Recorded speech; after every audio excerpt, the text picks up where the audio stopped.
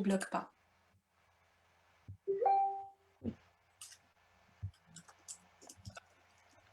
Hop, là, c'est reparti. On va pouvoir voir si ça fonctionne bien sur la page. A priori, ça devrait fonctionner. Et c'est parti. Okay. Voilà. On a réussi. On va y arriver, même si ce n'était pas exactement le lieu de rendez-vous. Bonjour et bienvenue à toutes. J'espère que vous allez pouvoir nous rejoindre assez rapidement sur la page de Yoga Femina pour ce live pour lequel j'ai le plaisir d'accueillir aujourd'hui Héloïse Figé. Notre sujet du jour, c'est l'ovulation vue par l'Ayurveda. Et si vous êtes là, si vous arrivez à voir cette vidéo, eh bien écoutez, je vous invite à mettre un petit commentaire, nous mettre un petit like pour nous dire que vous avez réussi à rejoindre la séance, que vous nous entendez bien. Super, salut Sarah, merci pour ton commentaire. Donc là, je vois que ça y est, ça fonctionne, ça c'est bien, bon. Ça passe, vous nous entendez, vous nous voyez, ça c'est l'essentiel. Salut Émilie, donc on prend quelques instants déjà pour vous accueillir et puis pour reprendre nos esprits, hein, parce que comment vous dire, le stress du live et des aspects techniques, là il y a toujours un petit moment où on se dit mais pourquoi je n'avais pas envisagé ce cas de figure? Donc on a fait tous les tests, ça fonctionnait très bien, mais il y avait un paramètre qu'on n'avait pas pris le temps de tester, mais qui était difficile de tester, à vrai dire. Oui, non, je pense que c'était compliqué de tester. C'était un petit peu compliqué de le tester. Donc, bonjour, salut, bonjour à toutes, salut Baya, bonjour Radia, salut Aurélie, bienvenue. Donc, voilà, laissez-nous un petit commentaire, mettez-nous un petit like et bienvenue aussi à celles qui regarderont cette vidéo en replay. Je sais qu'à chaque fois, il y en a plusieurs parmi vous qui regardent ces vidéos en replay. Donc, n'hésitez pas à nous laisser une petite trace de votre présence et bien sûr, à poser vos questions. Salut Aurélie. Bon, bah, c'est super, là, il y a plein de femmes de la communauté et de mes groupes qui se joignent à la séance. C'est un plaisir de vous retrouver. Donc, j'ai le plaisir d'accueillir Héloïse aujourd'hui. Je vous la présente. Il y en a certaines d'entre vous qui la connaissent déjà. J'ai déjà eu le plaisir de la recevoir pour nous parler cycle menstruel, vision de l'Ayurveda en ce qui concerne la santé de la femme. Donc, Héloïse est praticienne et thérapeute en Ayurveda. Elle est installée à Valence, en Espagne, mais elle donne des consultations en ligne. Et elle est spécialisée dans le domaine du cycle menstruel, de la santé de la femme, des hormones. Et donc, c'est un grand plaisir de l'avoir aujourd'hui avec nous pour parler d'un sujet qui vous préoccupe beaucoup, qui est celui de l'ovulation. Pourquoi je dis ça ? Pourquoi je dis que c'est un sujet qui nous préoccupe? C'est parce qu'à chaque fois en fait, que je fais mes fameuses semaines de présentation du cycle menstruel, le moment où j'ai le plus de questions de la part, de votre part, de la part des femmes en fait, c'est quand on parle ovulation, où là vous avez énormément de questions, pas seulement sur l'archétype en lui-même, mais vraiment sur le phénomène physiologique. Qu'est-ce qui se passe dans le corps de la femme, comment en fait l'ovulation impacte le bon déroulement de tout le cycle menstruel.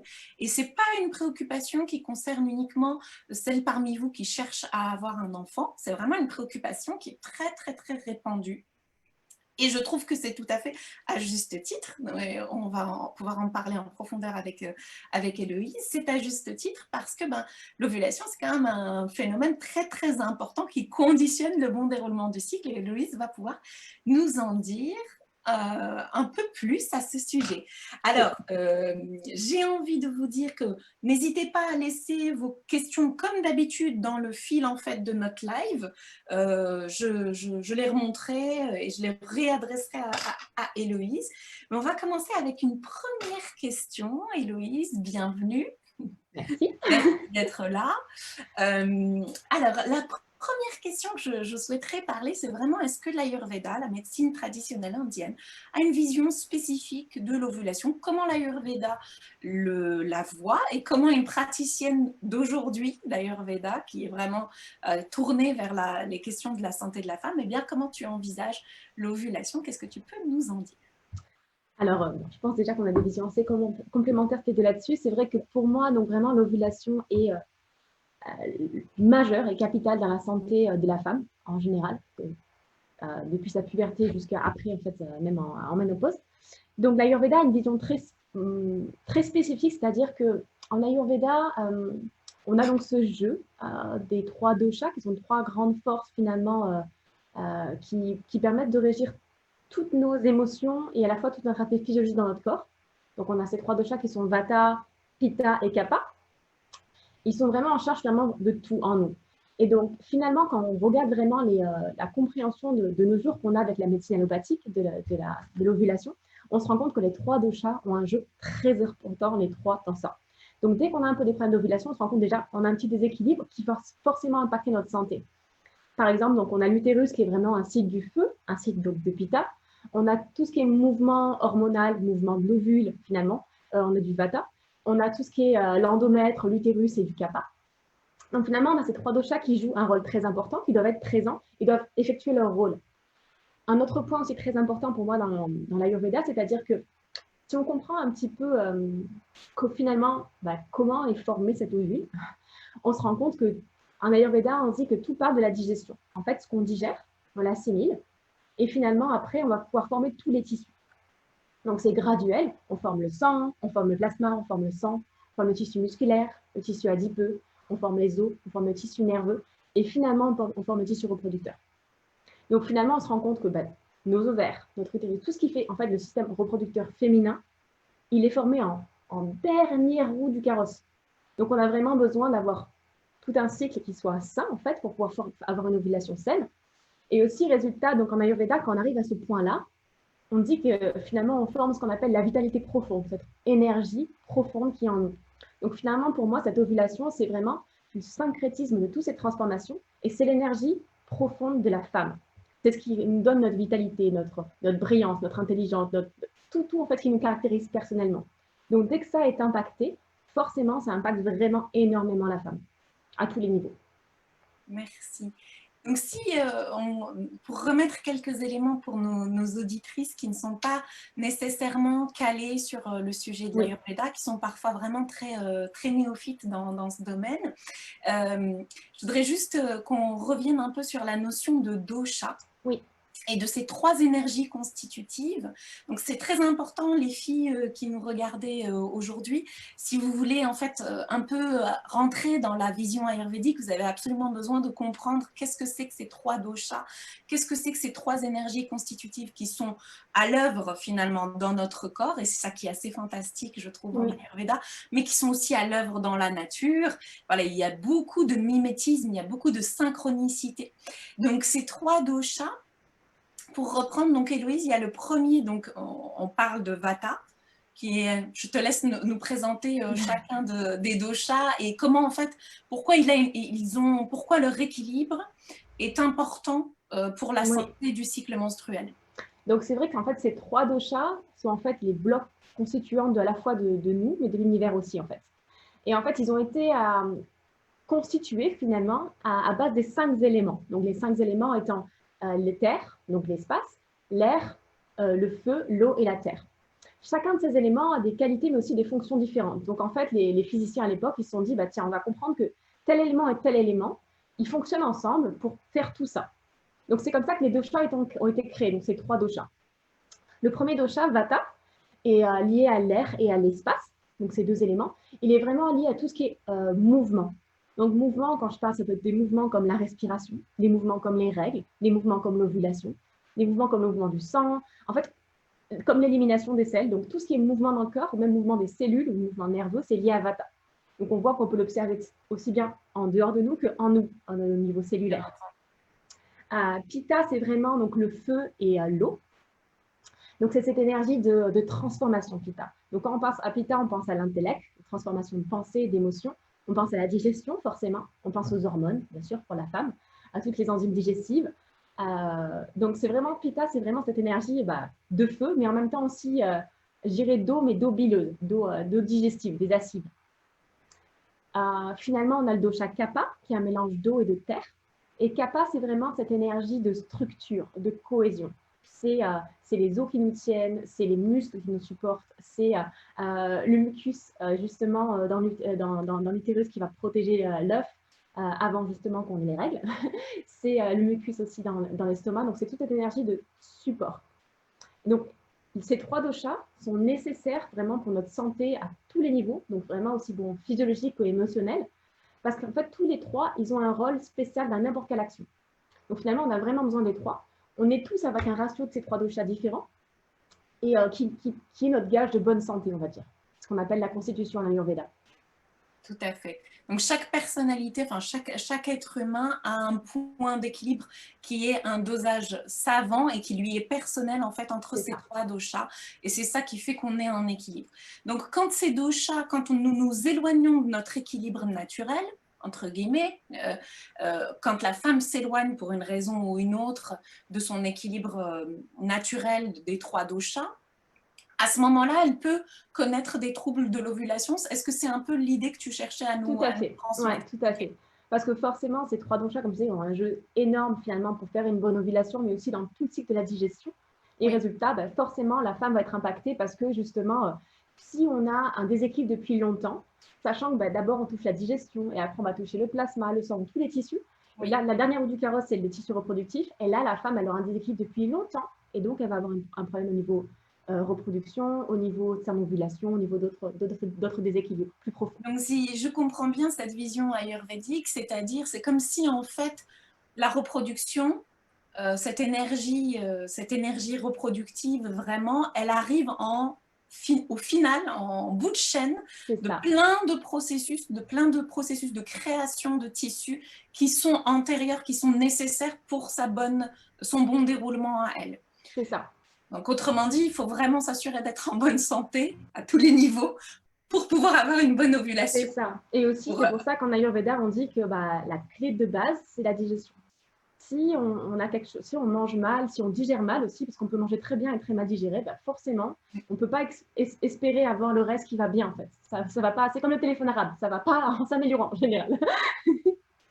Toutes les autres étapes vont être affectées en fait par cette première problématique de digestion. C'est vraiment très intéressant. Et comme vision des choses, parce c'est ça qui est intéressant avec les médecines holistiques et médecines traditionnelles, c'est qu'il y a vraiment une vision très très très globale de la santé de l'être humain.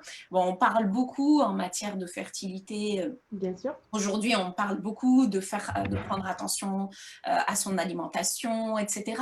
Mais je crois qu'il n'y a pas seulement ce que nous digérons sur le plan, parce que l'Ayurveda parle beaucoup de ça aussi, il n'y a pas que seulement ce que nous digérons sur le plan alimentaire, nutritif, il y a aussi ce que nous digérons au niveau émotionnel, comment on arrive à éliminer les toxines pour justement que ces constitutions de tissus se passent bien. Est-ce que tu peux nous en dire un peu plus à ce sujet, en tout cas au niveau, comment, voilà, il n'y a pas seulement ce que nous mettons dans ce que nous faisons rentrer par notre bouche.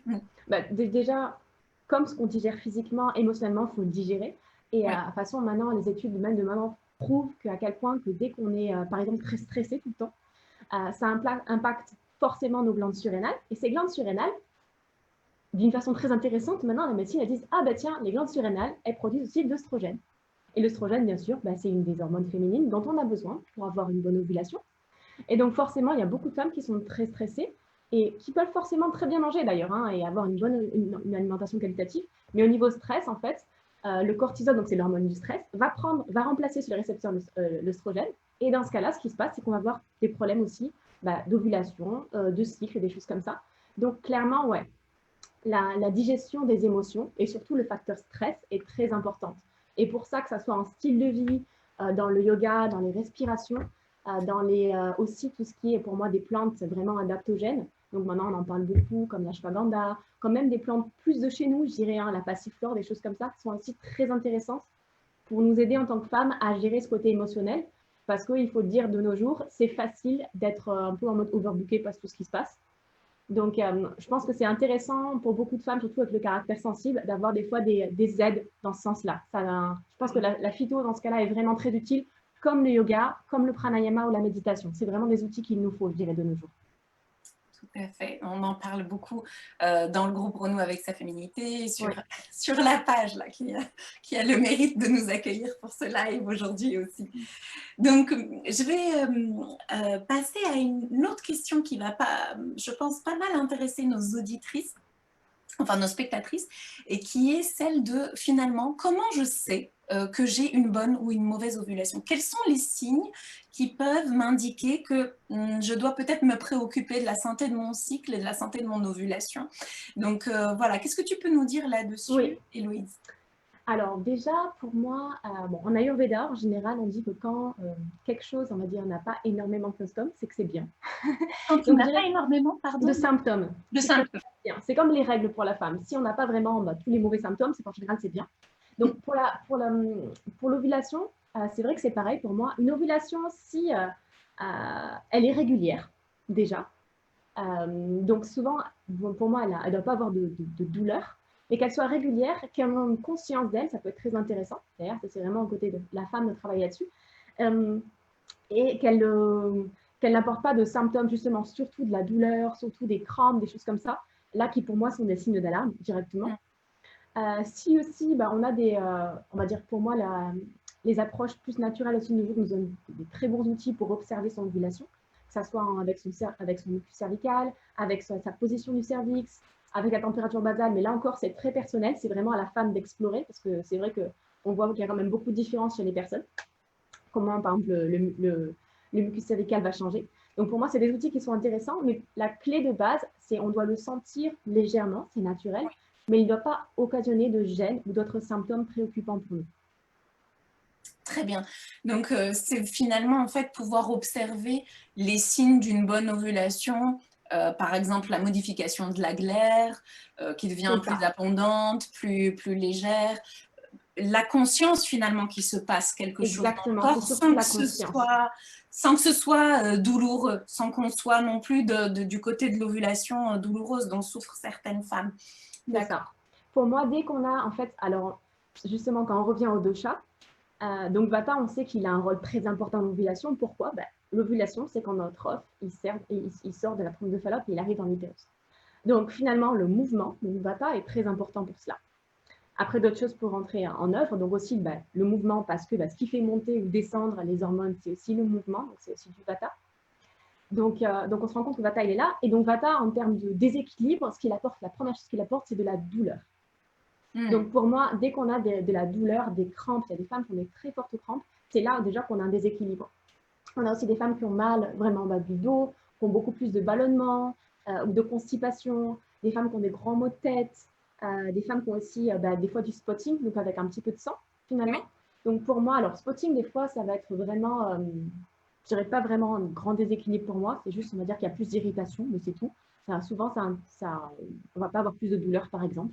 Mais c'est vrai que pour moi, tous ces symptômes-là, selon leur gravité, ça va montrer déjà qu'on a un petit déséquilibre qui va être intéressant de traiter parce qu'on sait que une ovulation saine, pour moi, c'est une santé saine pour la femme. On en parlait tout à l'heure, justement, c'est que l'ovulation, pour moi, c'est le point culminant justement du cycle et que c'est plus important finalement que s'intéresser aux règles. C'est vraiment, on a nos règles parce qu'on ovule et justement, c'est très important de travailler la santé de son ovulation. Oui.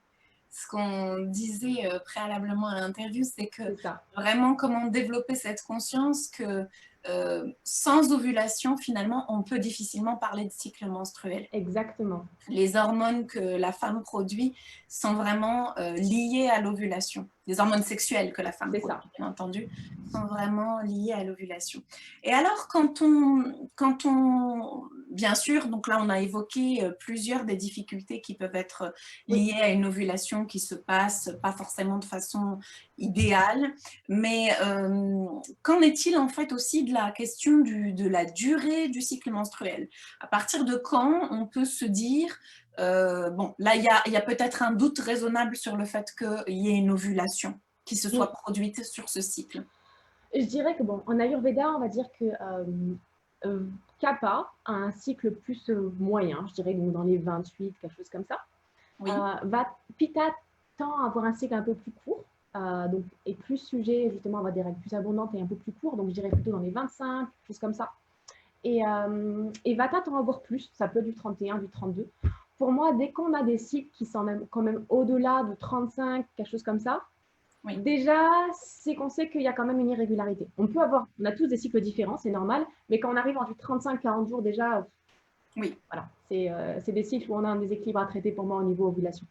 Donc, pour l'Ayurveda, vraiment, la durée du cycle va aussi peut-être varier en fonction de la constitution de la C'est femme, ça. si on comprend bien la vision. Et finalement, il y a à s'alarmer si jamais le cycle dépasse 35 jours. Ou alors, qu'en est-il de la limite inférieure aussi? Bah, quand on a des femmes à un cycle de 21 jours, 20 jours, et aussi on a des femmes qui ont un cycle de 20 jours, un mois et de 35 autres jours. Donc c'est aussi Oui, l'irrégularité pour moi qui est assez importante. Parce que par exemple, si j'ai une femme qui vient me voir et qui a fait 35 jours, mais en fait régulièrement, et qu'elle n'a pas vraiment de symptômes, qu'elle sent bien en fait, qu'elle n'a pas de problèmes de douleur, d'insomnie, de digestion, dans ce cas-là, en fait, son cycle est sain, comparé à une personne qui a un cycle plus court, mais avec plein d'autres symptômes en fait. oui, tout à fait. Il y a aussi quel est le schéma en fait des C'est cycles ça. sur plusieurs mois. Ou des Alors, femmes qui ont une dépression énorme au moment de l'ovulation. On a aussi beaucoup ça, que je vois des femmes qui ont de grosses dépressions, alors qu'on naturellement on nous dit qu'on est censé se sentir mieux aussi.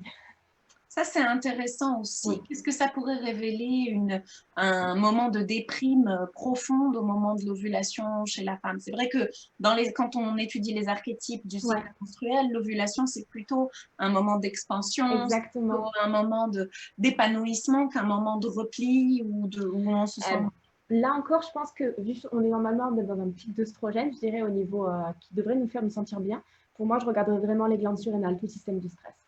Pour moi, ça serait vraiment une thématique vraiment importante à ce moment-là. Parce que ça montre justement qu'il y a un manque dans certains côtés. Et c'est vrai que bon, les œstrogènes sont des hormones très complexes, qui sont produits à plusieurs endroits différents dans le corps. Mais les glandes surrénales, par rapport à ça, seraient vraiment importantes à regarder, je pense, de plus près. Donc, encore une fois, on Oui, retourne à la question du stress et comment elle affecte et oui, le cycle ouais, menstruel. surtout pour la femme. Hein. Femme c'est animal sensible, donc le stress est très très important pour une grande composante de nos vies, malheureusement et heureusement, mais ça fait partie de nous en tout cas. Super. Je vais jeter un petit coup d'œil aux commentaires pour voir si les Oui, filles nous ont posé des questions. Donc, on nous demande de parler un petit peu plus lentement. Oui, pardon, c'est pardonnez. l'agitation de notre live, Caroline. C'est parce qu'on a eu un démarrage sur les chapeaux de roue. Alors, Anne-Sophie nous dit, je ne sens rien pendant mon ovulation et je ne remarque rien. Ça, je crois, je vais laisser réagir Héloïse sur ce sujet. Je ne crois pas que ce soit alarmant en soi Hmm. de ne rien sentir pendant son ovulation. Non, non, non, je pense qu'il y a des femmes qui ont un cycle très sain et qui vont ovuler bien tous les mois et qui ne vont rien sentir. Je pense que l'ovulation, il y a des gens qui la sentent naturellement tout le temps. Il y a des gens qu'en fait, qui est vraiment une conscience qui est prise avec des années de pratique finalement, mais qui en fait ne t'en viendra jamais en fait. Mais c'est vrai que je pense que souvent par le yoga, par le travail justement sur certaines poses, etc., on a tendance à devenir de plus en plus conscient de l'ovulation. Mais ça peut être très très faible en fait comme conscience. Ça peut être vraiment un petit point, on se dit ah bah tiens, je sens que c'est à droite aujourd'hui. Voilà. Tout à fait. Moi, je rejoins ce point de vue aussi, Oui, où en fait, finalement, l'ovulation peut tout à fait passer inaperçue, mais quand on développe une conscience des ovaires et de l'utérus à travers en fait une pratique qui est vraiment ciblée, hein, une oui, pratique qui amène justement à développer cette conscience-là, là, on commence effectivement à sentir des choses. Et j'ai eu le cas avec plein d'élèves qui m'ont dit, pour la oui, première fois de ma vie, j'ai senti mon ovulation. c'est ça. Non pas que cette sensation n'était pas à leur hors de portée les précédentes fois. C'est simplement comment j'ai tourné ma conscience vers mon Oui, ventre, en fait, qui va changer cet aspect-là. tout à fait. Alors, comment consulter, nous dit Émilie. Émilie, est-ce que tu peux préciser ta question? Comment consulter? Dans quel sens? Quand consulter? À partir de quand consulter? Est-ce que c'est ça l'objet de ta question, Émilie? Alors, on va attendre qu'Émilie réponde. Enfin, pardon, on va passer à la question suivante et puis on reviendra sur la question d'Émilie. Donc, par rapport à ces signaux dont Oui, on vient de parler, d'une ovulation qui serait un peu moins harmonieuse ou qui ne se déroule pas correctement au niveau physiologique, on se demande en fait, on peut se demander en fait quelles sont vraiment les grandes catégories de troubles de l'ovulation, quels sont les troubles les plus fréquents dont souffrent les femmes. Voilà, qu'est-ce que tu peux nous en dire? Bah, le trouble le plus fréquent pour moi, c'est des formes d'aménorrhée que je vois beaucoup. Donc, que ça soit parce que vraiment, il y a différents types d'aménorrhée. Quoi. Il y a aussi l'aménorrhée du fait que, sincèrement, il y a beaucoup de femmes qui s'affament, qui ne mangent pas quantitativement et assez. Donc, forcément, on ne peut pas produire un cycle, c'est normal. Le corps, il n'a pas assez pour le produire. Et Il y a beaucoup d'aménorrhées aussi du fait que des femmes, bon, on a beaucoup de perturbateurs endocriniens, maintenant on en parle de plus en plus. Beaucoup de femmes maintenant, heureusement, sortent de la pilule, mais résultat, ça fait des grandes périodes de transition un peu montagnes russes, c'est normal. Il y a aussi, on voit aussi pour moi les problèmes d'ovulation avec tous les problèmes de fertilité qu'on voit autour, sincèrement.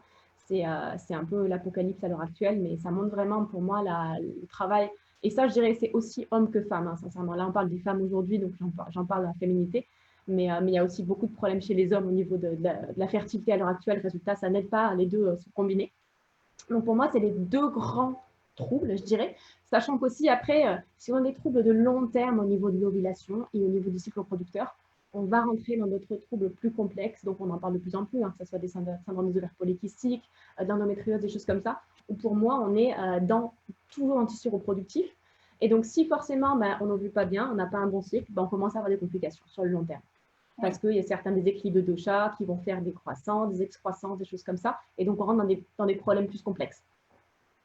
Donc, si on revient sur l'aménorrhée, à partir de quand une femme peut estimer qu'elle est en aménorrhée? Parce que peut-être qu'on peut se dire un cycle de 35-40 jours, on n'est pas encore dans le phénomène vraiment de l'aménorrhée. Est-ce que tu... Oui, à partir de quand on estime que vraiment on est rentré dans cette catégorie-là? Pour moi, alors ça, c'est après vraiment personnel dans ma pratique. Si la femme, elle a un cycle régulier de 40 jours, je ne la considère pas comme aménorrhée. Je la considère comme un certain déséquilibre, mais pas aménorrhée. Si par contre, elle va avoir ses règles 4 ou 5 fois par an, oui, alors là, je vais plutôt me dire qu'il y a ça, ce qui arrive à beaucoup de femmes, hein, soyons clairs. Donc, quand on a des cycles plutôt de 50 jours, quand on a des cycles aussi qui sont très irréguliers, pour moi, c'est là que vraiment je vais rentrer dans le cadre de l'aménorrhée. D'accord. C'est vraiment en plus, voilà, parce que des fois, on essaie vraiment, là, c'est notre aspect justement très quantitatif depuis tard, on essaie de mettre des chiffres et des nombres pour mettre exactement une limite. Mais c'est vrai que c'est assez du cas par cas quand même à la personne pour s'adapter vraiment à elle, parce qu'il y a des femmes qui ont naturellement un cycle aussi un peu plus long. Et justement aussi, il y a des femmes qui, comme je disais, en aménorrhée, que c'est vraiment métabolique en fait, c'est qu'il leur manque qualitativement quelque chose en nourriture, quoi, je dirais aussi, pour pouvoir créer ces hormones. Oui, l'aménorrhée est maintenant très souvent rapprochée effectivement des problèmes d'alimentation, de sous-nutrition, etc. Chez certaines femmes. Et donc, c'est vrai qu'aujourd'hui, on recommande aux femmes déjà de regarder de ce côté-là avant d'aller plus loin. Mais au-delà de l'aménorrhée, est-ce qu'il serait possible, par exemple, d'avoir un cycle qui a l'air, en apparence, tout à fait normal, mais dans lequel il ne se passe pas d'ovulation? Est-ce que ça, c'est quelque chose qui est possible ou ça ne fait pas vraiment partie des troubles? Est-ce qu'on peut se dire que quand on a un cycle vraiment régulier, a priori, tous les éléments sont quand même de notre côté, l'ovulation se passe? Je dirais, si on a un cycle régulier et qu'on a un cycle sain, c'est-à-dire l'Ayurveda, un cycle sain, ça veut dire que durant nos menstruations, on saigne pendant 2, 3, 5 jours, on n'a pas trop de caillots, il n'y a pas une odeur très forte, on n'a pas trop de volume, on n'a pas de crampes, on n'a pas en fait tous les agréments que beaucoup de personnes vont associer finalement au cycle. Donc un cycle sain, c'est-à-dire on est un peu plus fatigué, on perd notre sang pendant quelques temps et on se ressent plus en introspection, mais on va dire dans une énergie normale. Dans ce cas-là, pour moi, l'ovulation est saine. Parce que c'est un cycle sain en fait de base. Surtout si on a du mal à observer son ovulation, c'est vrai qu'observer ses menstruations, dans ce cas-là, peut nous donner une indication de son ovulation. Si par contre, on se rend compte qu'on a beaucoup de déséquilibres, que ce soit des crampes, je vois des femmes avec des crampes catastrophiques aux menstruations, donc, ou pliées en deux, on va prendre 2 Doliprane, voilà, on ne peut pas bouger de la journée. Là, directement, on va se dire, je dois vraiment m'intéresser, c'est vraiment alarme, je dois m'intéresser à mon ovulation et à mon cycle vraiment pour avoir un cycle sain, pour bien ovuler, pour éviter d'avoir des désagréments comme ça en menstruation. Très bien, très clair. Beaucoup de femmes disent beaucoup de femmes témoignent. Aujourd'hui, je trouve qu'il y a quand même un grand flou sur ce syndrome SOPK, parce que beaucoup de femmes ne savent pas vraiment si elles sont, il y a une suspicion, le diagnostic n'est pas clair, etc., de souffrir de ce syndrome des ovaires polykystiques. Est-ce que tu peux nous en dire un peu là-dessus par rapport à l'ovulation et comment l'Ayurveda en fait traiterait cet aspect, verrait cet aspect-là, verrait ce problème? Alors, l'Ayurveda, on ne parlait pas bien sûr directement des SOPK, mais on parlait de forme de fibrome directement et de kyste en fait. Et donc, En fait, déjà, il faut comprendre que ce type de déséquilibre, c'est un déséquilibre des trois dosha. Oui. On a forcément une excroissance, donc on a du kapha qui fait de la croissance, on a de l'inflammation en général. On a aussi le vata qui a permis ça au départ, en fait, en général. Donc, c'est un déséquilibre qui est long à traiter. Forcément, la médecine allopathique, vu qu'on ne comprend pas en général, on a tendance à rentrer un énorme paquet de symptômes dedans, puis à nous dire c'est ça à peu près de ça. Et c'est normal parce qu'en fait, c'est un déséquilibre complexe qui est vraiment personnel à la personne. Souvent, pour moi, dès qu'on a des gros déséquilibres de base, que ce soit de l'endométriose, que ce soit des choses comme ça, la première chose à faire en Ayurveda, c'est le premier point. On travaille la digestion. Travaille la digestion parce que souvent on a des toxines en fait. Donc quoi qu'on veuille faire, si on ne peut pas l'assimiler du fait d'une accumulation de toxines, que ce soit au niveau digestif ou utérin, on ne peut pas avoir un effet escompté en fait. Donc d'abord on va traiter les toxines, donc avec des thérapies, certaines plantes, etc. On va aussi souvent, donc c'est souvent associé avec par exemple trop d'oestrogènes, des choses comme ça. Donc, on se rend compte que souvent, d'ailleurs, dans ce cas-là, c'est ce qu'on disait avant, avec l'Ayurveda, on soutenait le foie. Pourquoi? Parce qu'on sait que le foie, maintenant, il est clé justement dans la décomposition des hormones féminines, donc il nous aide. Donc, souvent, quand on se rend compte que maintenant, que ce soit avec la nourriture, avec certains aliments, avec l'alcool, avec le tabac, tout le foie, il a vraiment été surchargé, donc on soutient aussi le foie. Donc, pour moi, c'est les deux premiers axes. Et après, on peut faire du travail vraiment en local, en donnant certaines plantes, certains styles de vie pour aider justement à réduire tous les problèmes, que ce soit en termes de prise de poids, en termes de trop de certaines hormones qui vont faire des excroissances, des choses comme ça. Donc, on peut traiter, mais c'est vraiment après. On fait par palier. Toujours cette approche vraiment très généraliste et ensuite on va vers les problèmes particuliers. Là, je vois qu'on a eu beaucoup de questions qui sont remontées. Je vais un peu dépioter ça. Alors, Émilie, il s'agit de prendre rendez-vous avec Olivier. Oui, on communiquera toutes les infos à la suite du live, Émilie, c'est très clair. Samia nous dit, en Ayurveda, il n'y a que 3 phases dans le cycle menstruel selon les doshas. Je ne sais pas répondre, enfin je laisse... Oui, alors en fait, oui. Et c'est là encore que, bon, je disais, l'Ayurveda, c'est quelque chose qui est magnifique, c'est que ça a été écrit il y a très très très longtemps et en même temps, ça n'arrête pas d'évoluer. Donc Bien moi, sûr. par exemple, je suis énormément de travaux, j'ai étudié aux États-Unis, donc je suis énormément les travaux de certains docteurs aux États-Unis qui sont, là où j'ai étudié, qui sont docteurs allopathiques et ayurvédiques, donc c'est ça qui est très intéressant pour moi. Donc l'Ayurveda, dans les textes anciens, ont été écrits par des hommes, soyons clairs. Hein. Donc on a une approche différente. Et que certaines femmes maintenant, comme Maya Tiwari, comme des femmes qu'on connaît différemment, qui ont une approche différente justement sur le féminin sacré. Et donc, à la base, on parlait de ces 3 phases. Donc, une phase plutôt vata durant les règles, une phase plutôt pitta durant plutôt kapha durant la phase folliculaire, finalement, juste après, et pitta, donc du moment de l'ovulation jusqu'au début des règles. Et c'est vrai que déjà, on se rend compte que moi, déjà là-dedans, je mettrais pas mal de nuances. Souvent, par exemple, l'aspect après-règle, la phase lutéale, c'est pas une phase pitta, c'est une phase plutôt pitta-vata, parce qu'il y a déjà pas mal de choses qui se passent. Avant, c'est du kapha pitta plutôt. Donc, c'est vrai que maintenant, on va dire dans les écoles ayurvédiques qui sont plus évolutives, on a tendance à mettre pas mal de nuances qui va être différent avec une approche 100% indienne. Tout à fait, c'est très très clair. Et c'est sûr qu'on peut observer, pour répondre à Samia, que dans la phase lutéale, eh bien, on ne peut pas juste considérer qu'il n'y a que Pitta. Ça, c'est sûr qu'il y a du mouvement, il y a une déconstruction qui est à l'œuvre. Donc voilà, il faut prendre c'est bien d'avoir un regard un peu différent et moderne sur ces questions-là. On considère l'ovulation comme Pitta, ce qui est vraiment le cas. Hein. Mais après, c'est vrai que par exemple, quand juste la période finalement, juste avant les règles, on est vraiment dans une phase déjà vata, on commence à diminuer l'énergie, on commence à se stériser, donc c'est le côté automne, on en parlait avant, c'est vraiment ce côté-là. Donc c'est vrai qu'on rentre déjà dans une phase pitta vata, un peu comme en début d'automne, je dirais, hein. C'est vraiment ça. Hein. Donc... Tout à fait. On peut tout à fait se référer aux analogies avec les saisons aussi à ce sujet-là, parce que ça nous aide aussi à voir un petit peu comment, si on voulait appliquer les concepts ayurvédiques, comment ils s'appliqueraient au cycle menstruel. C'est ça. Alors là, on a Magali qui nous a posé une question sur qu'est-ce qu'une cicatrice d'ovulation. J'avais eu un problème de perte de règles, mais je n'étais pas tombée sur un médecin très bienveillant. Et je me suis retrouvée perdue dans ses explications. Un problème de perte de règles. C'est pas super clair, Magali. J'avoue que je ne connais pas le terme cicatrice d'ovulation. J'ai jamais entendu ça non Moi plus. non plus. Alors, je suis très tout à quoi, sur Peut-être mes tu peux nous en côtés. dire plus. Voilà, je suis curieuse en fait. Je suis curieuse.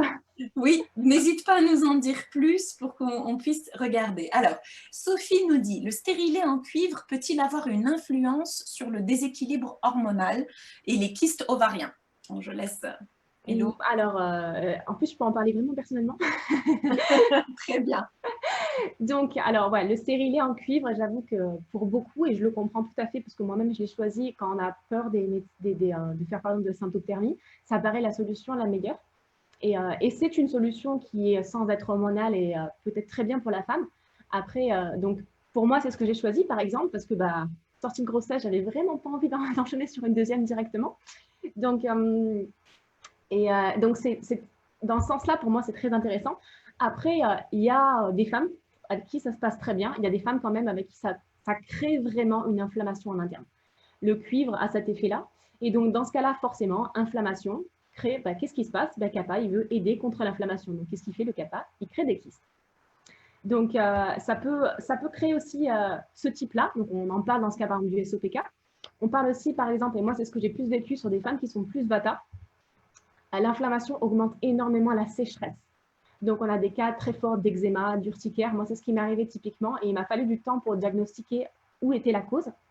Et on peut s'équilibrer, typiquement en prenant certains suppléments, en traitant avec certaines plantes. Mais il faut vraiment traiter l'inflammation de base. Donc, c'est vrai que, et ça, je dirais que ça dépend des personnes. Je connais des gens à qui le stérilet en cuivre s'est très bien passé. Des gens, peut-être, je dirais, qui ont un tempérament plus pitta de base. Peut-être que le stérilet cuivre est moins bon pour cette personne. Là, c'est vraiment pas mal de femmes aussi qui témoignent de règles hémorragiques avec le stérilet en cuivre. Et ben, typiquement, j'avais peur de ça parce que j'ai eu avant ma grossesse, en fait, j'avais des déséquilibres d'hormones et j'avais beaucoup de douleurs et j'avais très peur de crampes qui sont censées être pires. Et en fait, moi, je n'ai rien eu du tout. Quoi, en termes d'expérimentation de ça, j'ai un cycle très, très sain. Par contre, c'est vrai qu'au niveau, d'autres niveaux, c'est ressorti. Il m'a fallu un peu de temps pour comprendre d'où ça venait. Donc oui, effectivement, le stérilet en cuivre peut avoir des effets au niveau hormonal et au niveau des kystes. Aurélie nous demande, est-ce que des règles longues, 8 à 10 jours, et hémorragiques peuvent être liées à un souci d'ovulation? Oui, sûrement, c'est qu'il y a quand même pour moi quelque chose qui a été inflammé en fait directement. Il y a eu une inflammation qui s'est faite durant l'ovulation et résultat, le corps d'une manière ou d'une autre, ça essaie de le libérer.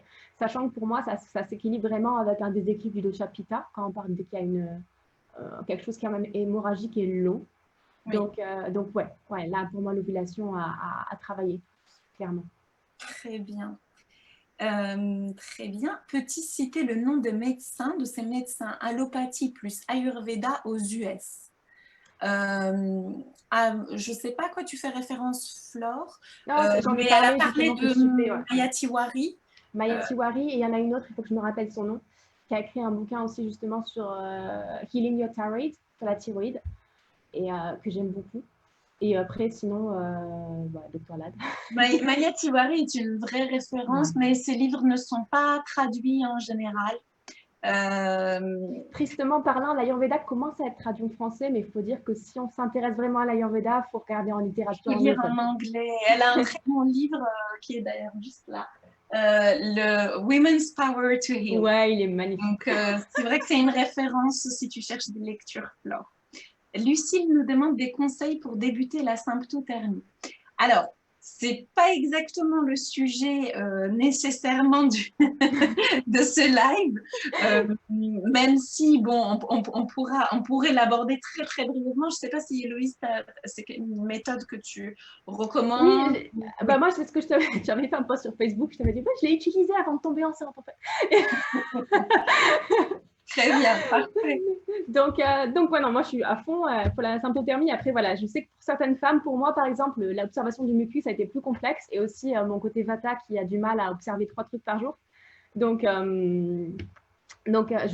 moi, c'est vraiment entre l'observation du cervix, du mucus dont on a parlé, la position du cervix ou de la température basale. C'est vrai que c'est plutôt des réflexes, je pense, à prendre pour les femmes. Et après, franchement, je conseille vraiment de suivre ça sur une application sur le téléphone. Ça aide à se forcer. Très bien, donc ça, un conseil pratico-pratique, Pratique, avoir une application de symptothermie pour nous soutenir dans oui. la démarche. Très bien, très clair. Alors, on va aborder le dernier point de ce live, Oui, qui est bien sûr sommeil. celui aussi qui intéresse beaucoup les femmes, qui est qu'est-ce que je peux faire à mon niveau, comment je peux améliorer la qualité de mon ovulation Ouais. dans mon quotidien, dans mon hygiène de vie. Voilà, qu'est-ce que les femmes peuvent mettre en place à leur niveau pour l'améliorer? Alors, pour moi, il y a bien sûr il y a différentes choses. La première chose, c'est, donc on a parlé alimentation. Donc, Oui, clairement, toujours. alimentation, bah, on part de la base, hein. De toute façon, en Ayurveda, on a 3 piliers, que ce soit la nutrition, le style UV et la phytothérapie. La phytothérapie, c'est ce qu'on amène en dernier. C'est-à-dire qu'on ne peut pas donner de la bonne phyto si on ne mange pas bien. Et pareil, si on ne dort pas bien, si on n'a pas un bon style de vie, ça va être compliqué d'amener quoi. C'est pas comme nous, quand on a mal à la tête, on prend un Doliprane et ça va mieux. Ça ne marche pas. Donc, c'est vrai qu'en termes de nutrition, déjà, voilà, on en parlait avant. Quantitativement, est-ce que bon, vous avez une alimentation qui est suffisante en fait? Si vous limitez à l'approche occidentale à 1200 kilocalories pour une femme, c'est peut-être pas assez pour vous, quoi, sincèrement. J'ai beaucoup de femmes en kilocalories qui comptent, ça n'aide pas du tout. Voilà. Est-ce que qualitativement aussi, est-ce qu'on a ce qu'il nous faut pour pouvoir construire des hormones en fait, saines, en fait, vraiment, qui nous permettent d'ovuler sainement? Donc, que ça soit au niveau des bonnes huiles, du bon gras, en fait, sincèrement. Parce que forcément, bah, les hormones, elles sont construites à partir de cholestérol, donc à partir de gras. Donc, il nous faut du bon gras pour ça. Donc, quand on est en régime cru avec vinaigre, c'est pas bon pour les hormones, voilà. Il faut vraiment ce côté bah, oléagineux, ce côté laitage, ce côté avocat, tous ces bons gras en fait qui sont bons vraiment et intéressants pour les femmes. D'ailleurs, c'est pas pour rien justement quand on parle des femmes qu'on est un peu plus normalement enveloppé qu'un homme, c'est parce qu'en fait certaines de nos hormones, donc de notre œstrogène, est fait en tissu adipeux. Donc une femme qui est maigre, qui n'a pas assez de tissu adipeux, elle ne veut pas former cette partie d'œstrogène. Donc c'est aussi intéressant dans ce sens-là. Et pareil, si on a trop de tissu adipeux, ben on ferme trop d'œstrogène, donc trop d'œstrogène, SOPK, etc. Aussi, donc en termes de protéines, pareil, très important. En termes de beaucoup de femmes que je vois maintenant qui essaient de suivre un peu les régimes paléo, donc sans carbs, sans tout ce qui est pâtes, céréales, etc. Les céréales, c'est très important en termes de fibres, en termes de densité pour le cycle de la femme, pour une bonne ovulation. Donc pour moi, c'est vraiment là, on apporte l'aspect qualitatif. Oui. Je réagis juste sur 2 points. Oui. Le premier, c'est donc bien sûr manger suffisamment gras. Oui. Finalement, les bonnes graisses sont super importantes pour la production d'hormones. Et ensuite, tu as évoqué la question des protéines. Oui. Sur les protéines, est-ce à dire qu'il faut vraiment avoir un régime carné ou où est-ce qu'on va chercher ces bonnes protéines en fait? Est-ce qu'un apport... En tout cas, est-ce qu'un régime vegan, il ne faut pas être attentive? Moi, j'essaye de prendre en fait le problème sous l'angle des femmes qui se posent des questions. Donc, les femmes qui se posent des questions parce que ça ne marche pas très très bien, leur ovulation, soyez attentives au gras, comme vient de le dire Héloïse. Si vous êtes sur un régime vraiment hypocalorique avec ce décompte de calories et puis une attention un peu maladive sur l'apport en gras, ça c'est quelque chose à revoir. Mais aussi les femmes qui sont parfois en régime vegan, qui mangent vraiment très très très très peu de produits protéinés. Ça dépend du type de protéines, je dirais. Typiquement en Ayurveda, donc l'Ayurveda n'est pas végane, n'est pas végétarienne, mais en fait l'Ayurveda n'a jamais promu l'utilisation énorme de produits animaux. Donc je parle de viande, je parle de poisson. Pourquoi? Parce qu'on revient à la digestion, c'est trop dur à digérer. Quelque chose qui est dur à digérer va forcément, on a vu, perturber tout le métabolisme. À la base, en Ayurveda, on va considérer que si on mange 2-3 fois par semaine des produits animaux, c'est ça en fait. Parce qu'en fait, typiquement, de toute façon, voilà, l'approche naturopathique de maintenant, nutritionnelle de maintenant, on va dire qu'on va peut-être prendre 6 heures ou 12 heures pour digérer des haricots verts, mais on va prendre 72 pour digérer des protéines animales. Donc au niveau digestif, ce n'est pas du tout le même impact. Et on fait la différence entre ce qu'on va manger, ce qu'on va assimiler, parce que si c'est dur à digérer, c'est dur à assimiler. Donc voilà, pour moi, c'est sûr, ça ne serait jamais en grande portion de protéines animales, à part dans certains cas.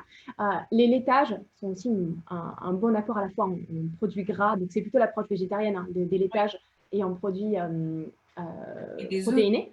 Les œufs, Et là Alors, encore, pour les véganes, il faudrait se tourner vers les oléagineux. les oléagineux, mais quelque chose qui soit digeste. C'est le Oui, truc de vegan. Et après aussi les légumineuses, quoi. les légumes. C'était la base, quoi. Moi, je peux en parler, je suis végane.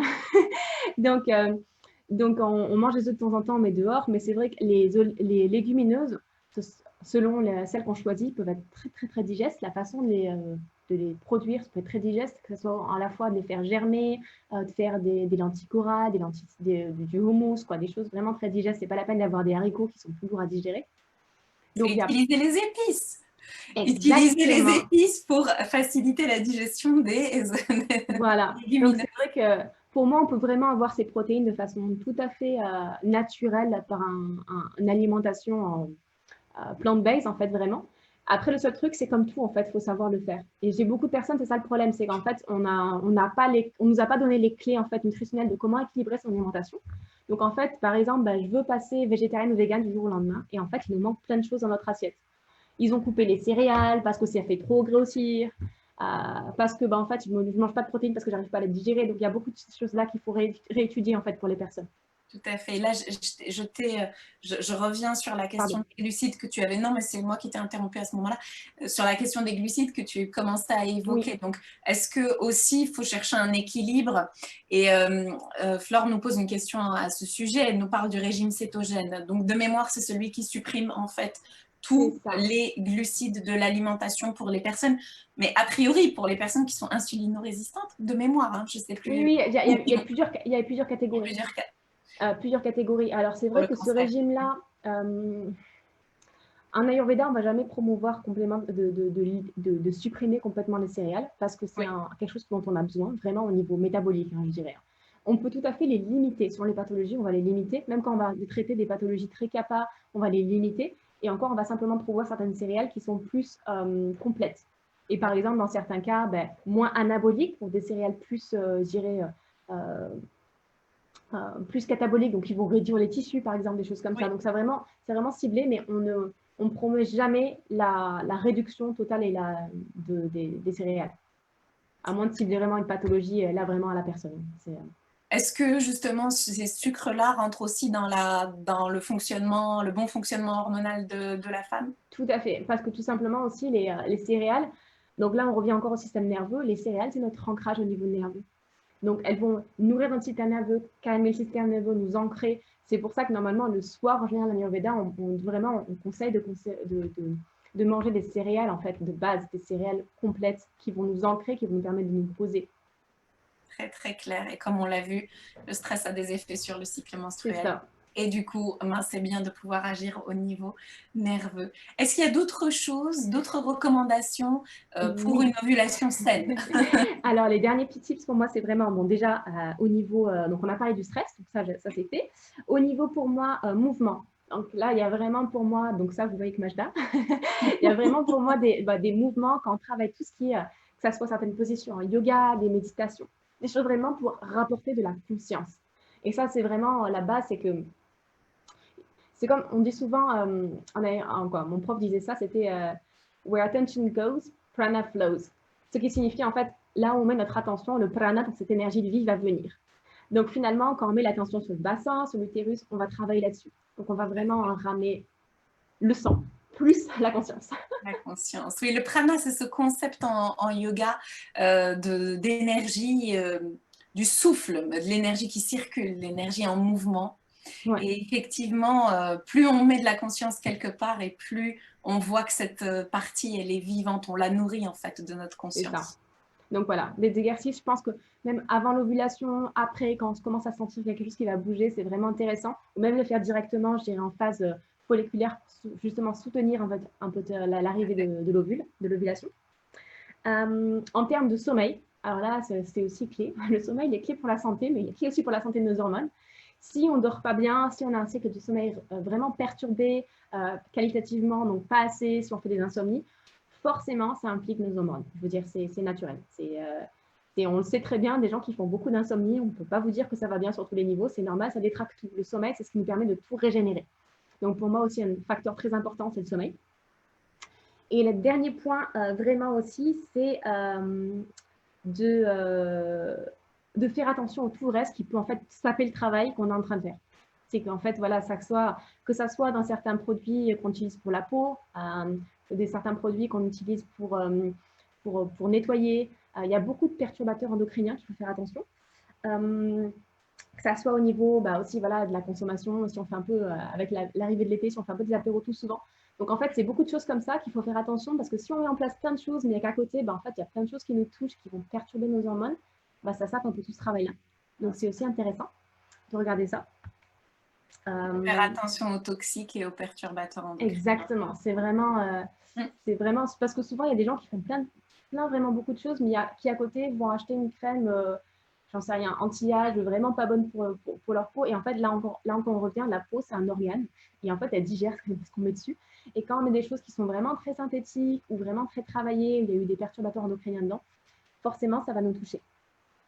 Et après, bien sûr, on a toujours la phyto, les dernières roues du carrosse, qu'on va ajouter dessus, qui va pouvoir nous aider. Et là, pareil, il y a vraiment des plantes qui ont été utilisées en fait, finalement par les femmes depuis des millénaires, dans toutes les cultures.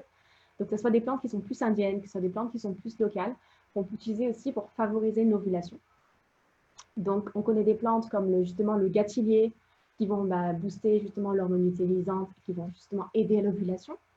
On a des plantes aussi comme l'armoise, qui est une plante vraiment de chez nous, qui va aussi avoir ce facteur-là. On a des plantes comme une plante un peu moins connue qu'on utilise vraiment en application locale, mais qui s'utilise aussi en infusion. Donc le souci, la calendula, qui était vraiment utilisée à l'époque pour ça, en fait, en infusion. Ou des plantes comme donc une plante plus pareille indienne, donc le gokshura, ou la shatavari. Donc c'est des plantes qu'on entend un peu plus parler maintenant. Et ces plantes-là, en fait, sont très très bien pour vraiment promouvoir l'ovulation. Par contre, là, comme je disais, je reviens au premier point, c'est-à-dire que ces plantes-là, ce sont des plantes qui sont anaboliques. Donc, c'est des plantes qui créent des tissus, ce qu'il faut dans le tissu reproductif. Par contre, on ne peut pas les utiliser si on a des toxines, parce qu'on ne peut pas nourrir les toxines. Donc, c'est pour ça qu'en Ayurveda, quand on a ces déséquilibres-là, d'abord on détoxifie, et après on régénère et on reconstruit sainement. Donc voilà, c'est vrai qu'il y a plein de soutiens phyto, mais c'est vrai que voilà, on part d'abord de la digestion en premier point. Très clair. Donc, vraiment, pour l'utilisation des plantes, c'est vraiment d'abord de s'assurer qu'on est bien en train de détoxifier tout ce qui doit être éliminé par le corps avant de rajouter des plantes anaboliques par-dessus. Voilà. Mais d'où l'intérêt d'être suivi, en fait, quand on veut faire ce type de démarche-là, de ne pas y aller toute seule. Après, on peut se faire, par exemple... Si par exemple tout va bien pour nous et qu'on veut simplement s'assurer qu'on a une bonne ovulation, il y a des choses toutes simples comme voilà, se faire des tisanes un peu justement j'en parlais d'armoise, de trèfle rouge, des choses comme ça qui vont à la fois aider à booster la digestion, à aider l'ovulation et à aussi finalement à soutenir un peu le foie, ce qu'on a dit qui était important. Oui. Des plantes comme ça qui vont être aussi intéressantes à mettre en place de temps en temps par mois quand vous sentez qu'en phase folliculaire, c'est bien un petit peu d'aider la démarche. Donc c'est vrai qu'il y a des petites tisanes comme ça, sans faire des cures énormes finalement de plantes qui peuvent aider vraiment dans ce sens-là. Ou la menthe pouillot qui était utilisée aussi à l'époque dans ce sens-là. La menthe pouillot. Oui. Intéressant. C'est vraiment plein d'informations extrêmement intéressantes. Je regarde en fait les dernières questions. Je suis végane, merci d'avoir posé cette question. C'est parfait, parfait Magali. Donc merci Héloïse d'avoir répondu à toutes mes questions concernant l'ovulation et la vision ayurvédique et comment l'Ayurveda peut vous aider en fait dans votre démarche pour améliorer votre ovulation. Merci à toutes les participantes à ce live. On jettera comme d'habitude un coup d'œil aux questions et on finira de répondre aux questions par écrit, il n'y a pas de souci. Merci d'avoir été présente. Désolée pour le cafouillage de démarrage. C'est quelque chose qu'il faudra travailler pour le prochain live interview. Donc voilà, un grand merci à Héloïse. Merci Aurélie. Je mettrai les commentaires, non, je mettrai les coordonnées d'Héloïse sur la page et sur le groupe pour rediriger les femmes du groupe en fait à regarder aussi le live au bon endroit. Elle est tout à fait joignable et possible d'avoir des consultations avec elle en ligne. Donc voilà, je vous laisserai toutes ces coordonnées. Elle pourra bien sûr partager avec vous plus si besoin. Merci à toutes. Merci Héloïse. Merci à toi Martha. Merci à tous. Sa fin. Bonne journée et à bientôt. Bonne journée.